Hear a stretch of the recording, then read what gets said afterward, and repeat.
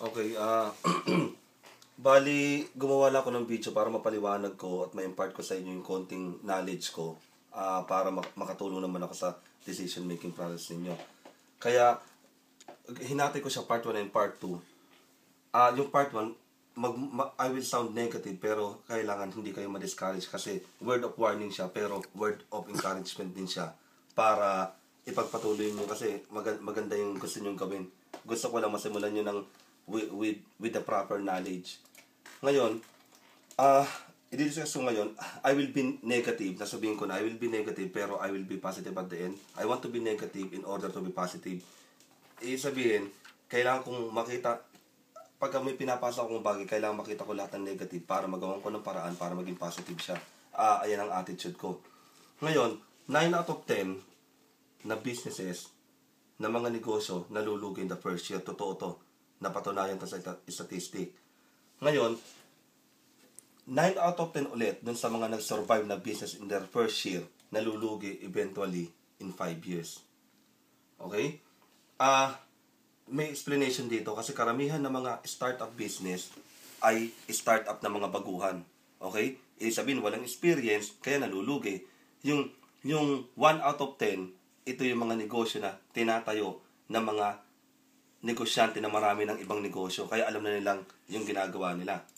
Okay?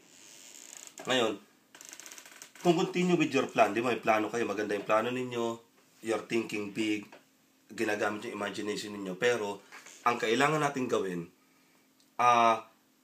bago nyo gawin yan, kailangan maging smart muna bago tayo maging matapang. Hindi pwedeng maging matapang muna tayo, hindi natin baba na tayo, hindi pa natin alam yung ginagawa natin, ang mangyari malulugi. Kaya kailangan, alamin muna natin gawin muna natin smart nung sarili natin, get the information that we need, and then saka natin palakasin yung loob natin at ituloy natin.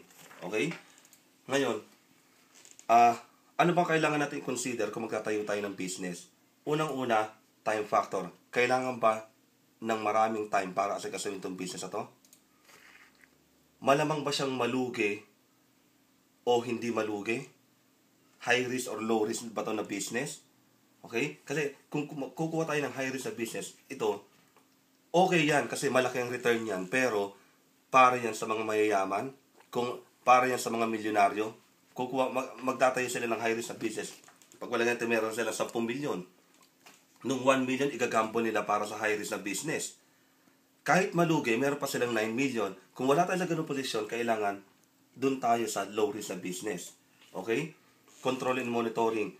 May control ba tayo? Kaya ba natin controlling yung mamaya papaliwanag ko. Simple ba o complicated yung business? Okay? Sumunod, madali bang iwasan yung pagnanakaw dun sa business na yon?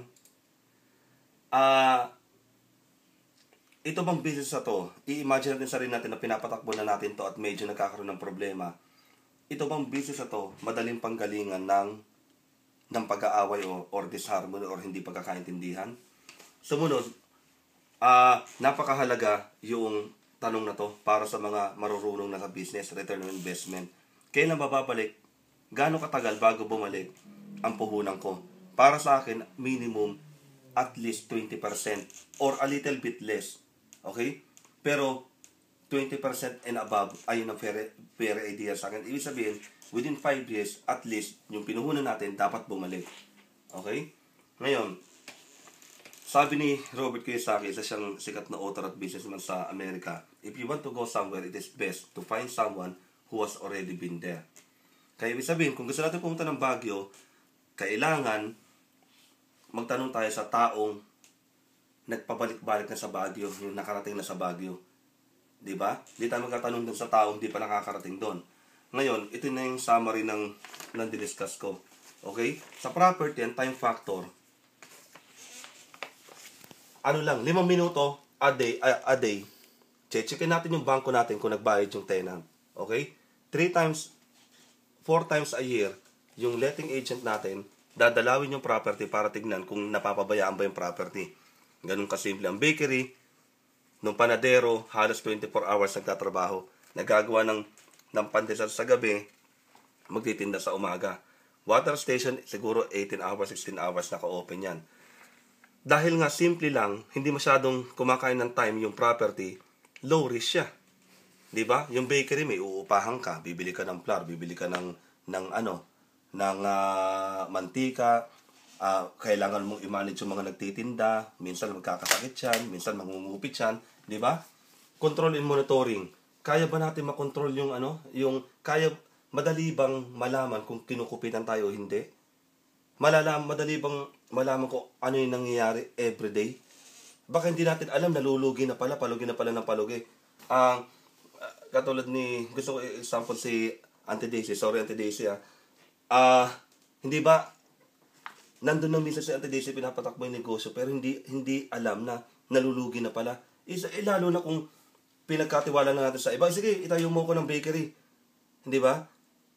Paano natin malalaman kung nalulugi? Di ba? Pero para sa property, madaling ma-check to. Checkin mo lang kung nagabayad yung tenant. Tapos, kung umalis yung tenant, sabihin nalulugi tayo, at least, gawin mo na paraan niya, madaling malaman, di ba? Theft prevention, na ko na to. Sa mga tindahan, madali talaga manakawan. Kaya ito, magkukos ba ng disharmony? Ano sa tatlong negosyo to ang pwedeng magkos ng disharmony? Siyempre, yung mas komplikado. At sumunod, experience. Pagdating sa property, at the moment, 5 na yung property namin. Kaya, masasabi ko, may experience na ako. Pero, hopefully, dumami pa dahil habang tumatagal, dumadami yung knowledge ko. Ngayon ko lang na-discover na marami pag ibang strategy. Kaya, okay, anong sunod dito? Ngayon, ito yung part 2. Part 2, di-discuss ko na how property investing works in the Western world. Kasi, iba yung sistema ng property investing sa UK. Iba naman, nag-alarm na ako 7 minutes na. Iba naman sa Pilipinas. Kaya, nung second video ko, kung interesado kayo, panoorin nyo. Alright, bye-bye.